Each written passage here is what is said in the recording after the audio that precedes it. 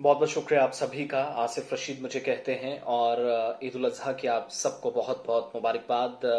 उम्मीद है कि अच्छे से आप ईद मना रहे होंगे और अपनी खुशियों के साथ साथ दूसरों की खुशियों में भी शरीक होंगे। यही ईद का मफहूम है और सुन्नत इब्राहिमी के साथ साथ जो असल मानी या मकसद है इस ईद का वो भी आप भरपूर तरीके से निभा रहे होंगे, अदा कर रहे होंगे।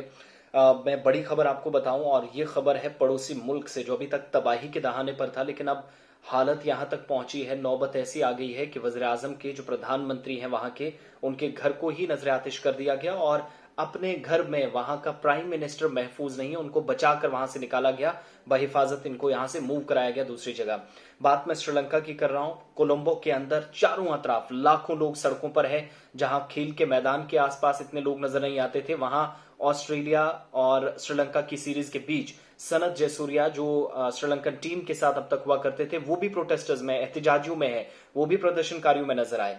हालत यह है कि कल शाम से, बल्कि कल दोपहर के बाद तनाव बना और लगातार डॉलर चूंकि खत्म हो गए हैं, तेल की कीमतें बढ़ती जा रही हैं, चावल 400 से 450 किलो दोबारा पहुंच गया। दुनिया भर के तमाम मालिक ने मदद की लेकिन इसके बावजूद भी कोई खास बदलाव श्रीलंका के अंदर नहीं आया।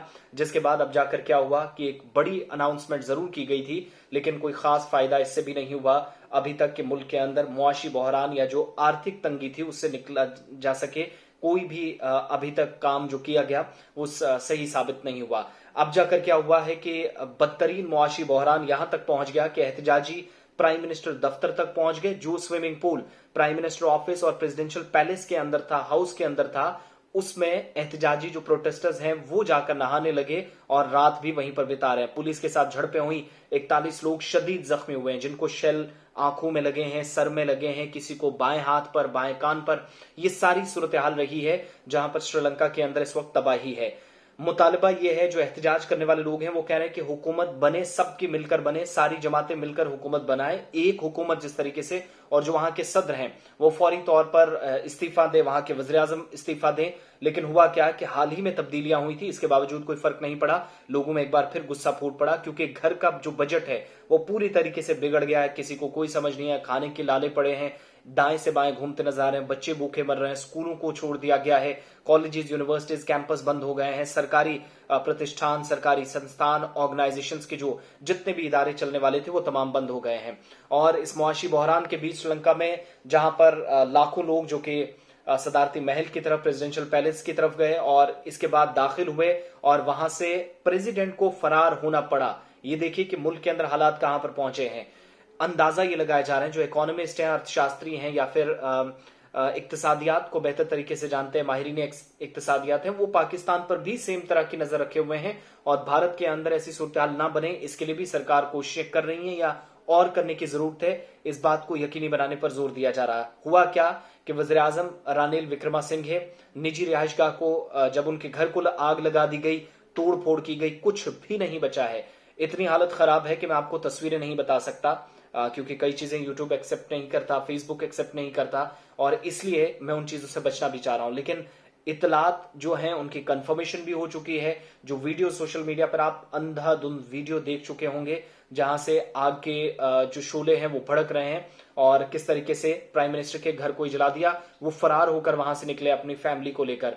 इसी तरीके से रानिल विक्रमसिंघा की रिहायशगाह पर दाखिल होने के बाद राजधानी कोलंबो के अंदर जो हालात बने, पुलिस को लाठीचार्ज करना पड़ा और हंगामी इजलास बुलाना पड़ा, इमरजेंसी मीटिंग, आपात बैठक बुलानी पड़ी, जिसमें पार्टी के जो पार्लिमानी लीडरान हैं उन्होंने सदर गोटाबाया राजपक्षे और वज़ीर आज़म रानिल विक्रमसिंघे से इस्तीफे का मुतालबा किया। यानी प्रेसिडेंट भी इस्तीफा दें, प्राइम मिनिस्टर भी इस्तीफा दें। पहले प्रदर्शनकारी कह रहे थे लेकिन जब लोग बेकाबू हो गए तो वहां के वुजरा को, वहां के लोगों को भी लगा कि अब सबको इस्तीफा होना चाहिए और इसके बाद बड़ी तब्दीली आई कि वज़ीर आज़म विक्रमासिंघे ओहदे से दस्तबरदार होने के लिए तैयार हो गए। उन्होंने मुस्ताफी होने का अब ऐलान ही बाकी है, तमाम चीजें तबादला ख्याल करके उन्होंने लगभग कंफर्म कर दी हैं।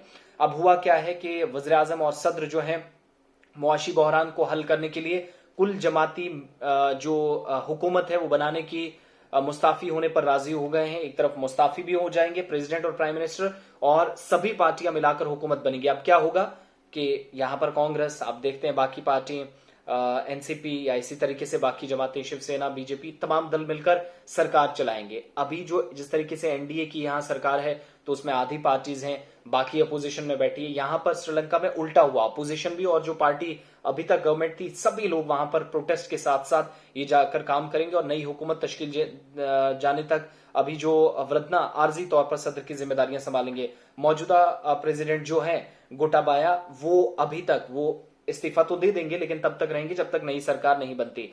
और हमले में सदर को बाहिफाजत निकाल लिया गया। फिलहाल प्रेसिडेंट बन चुके हैं। कुल मिलाकर 3 अफराद की मौत हुई है आंसू गैस की शेलिंग में, 41 लोग जख्मी हुए हैं, 30 से ज्यादा जिनको हिरासत में लिया गया है। विक्रमासिंघे की घर को जला दिया गया है, प्राइम मिनिस्टर को और प्रेसिडेंशियल पैलेस को। पैलेस पर कब्जा है, ये देख लीजिएगा। कोलंबो के अंदर जो आपने दिसंबर 6 को देखा था 2020 में, जो व्हाइट हाउस में हुआ था, जब ये कह रहे थे ट्रंप जब हार की तरफ जा रहे थे तो उनको लग रहा था कुछ गड़बड़ी हो रही थी, उन्होंने इल्जाम लगाए थे, उनके हामी निकल आए थे। तो सेम वही सिचुएशन यहां पर बनी। पुरसुकून रहने की ताकीद लोगों से जरूर की जा रही है, लेकिन सूरत हाल तब खराब हो रही है जब श्रीलंका के क्रिकेटर्स बशमूल इंक्लूडिंग सनत जयसूर्या भी सड़कों पर है। और विक्रमासिंघे के जरिए मतलब किया गया कि पार्टी लीडर जो भी फैसला लेंगे वो इस पे इत्तेफाक करेंगे। यानी जो आपात बैठक, इमरजेंसी बैठक बुलाई गई, उसमें प्रेसिडेंट ने कहा वो भी इस्तीफा देंगे, प्राइम मिनिस्टर भी इस्तीफा देंगे, सभी लीडरान ने कहा आप इस्तीफा दीजिए, सबकी सरकार बनाइएगा, फिर अगर कुछ गलत होता है तो सब पर बात आएगी, अवाम को जो काबिल कबूल होगा वही चीज होगा। बहरहाल श्रीलंका के अंदर हालात इंतहाई खराब हो चुके हैं। एक अंडा यकीन मानिए जो यहां पर ज्यादा से ज्यादा 8 रुपए, 7.5 रुपए, 6 रुपए, 5 रुपए, कुछ लोग साइज के हिसाब से भी इसको बेचते हैं, देसी अलग या जो फार्म से आता है वो अलग बेचते हैं। तो ज्यादा से ज्यादा 8 रुपए या 10 रुपए के आसपास जाता रहा। आप अगर 24/7 मॉल्स पर भी जाएंगे तो वहां पर भी आपको 10 रुपए के आसपास मिलेगा। लेकिन श्रीलंका के अंदर यह अंडा 65 से 85 रुपए तक साइज के हिसाब से पहुंच गया। आप अंदाजा लगाइएगा वहां क्या खाएंगे। 60 से 65 रुपए यहां सब्जी किलो मिल जाती है। तो वो सारी चीजें इस वक्त सामने रखी गई। प्राइम मिनिस्टर के घर को जला दिया गया, प्रेसिडेंशियल पैलेस पर कब्जा हो गया है और इस तरीके से श्रीलंका के अंदर हालात इंतहाई खराब हो चुके हैं। लेकिन फिलहाल आहिस्ता आहिस्ता चीजें कंट्रोल करने की कोशिश। अब जो कुल जमाती हुकूमत है वो बनेगी। सबकी मीटिंग के बाद सारी पार्टियां जो है वो हुकूमत का हिस्सा बनेंगी, जिसके बाद नए सिरे से निजाम दुरुस्त करने की कोशिश है। बहरहाल डॉलर्स खत्म है, मुआशी बहरान पूरी तरीके से छा गया है मुल्क के अंदर और इंतहाई हालात तबाहकुन और तबाही की तरफ इस वक्त श्रीलंका गामजन है।